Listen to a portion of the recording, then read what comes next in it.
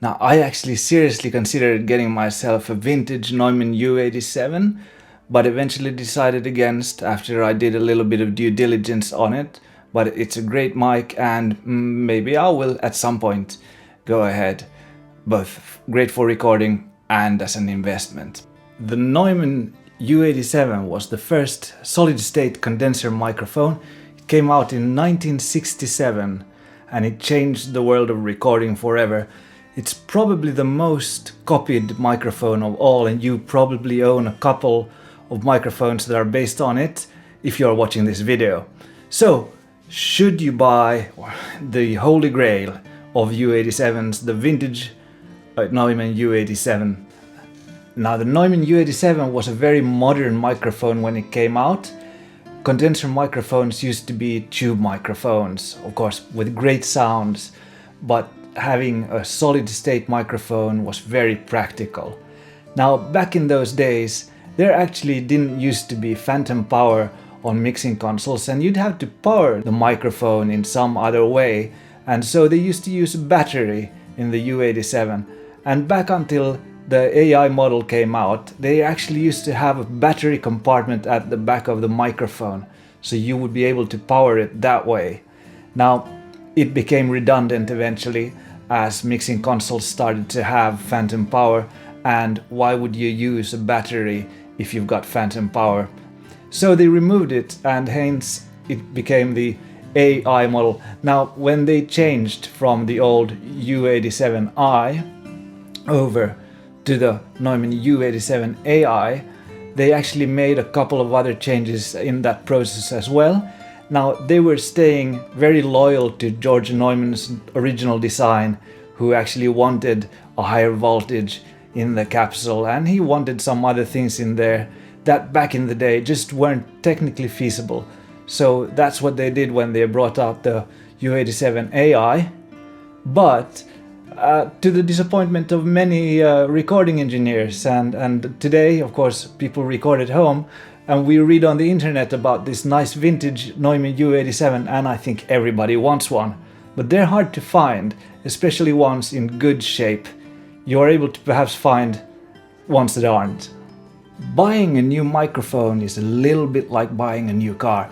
As soon as you drive it out of the shop, it loses value. But buying a vintage microphone, well, it was driven out of the shop a long time ago. And actually, if it's been well kept, it may well have appreciated in value, as most have. And actually, it's just really those few really popular microphones that have gained value. So the U87 is definitely up with one of those. It's just a microphone, you might say, but a vintage Neumann U87 is actually not just a microphone. It's more of a historical piece of engineering, or like a piece of art. So you get something much more, I think, than just a microphone, because for the purposes of making records, a Neumann U87 Ai like the one I've got will do the job. I mean, learn to sing, learn to play your instrument, you'll make excellent records. But actually, there's another side to having a Neumann U87, a vintage one, which is that in effect, you might have a microphone for free for the rest of your life. Now, how is that making sense, you might ask? Because, I mean, they're expensive. They're very expensive. Or so you think, but you think about it.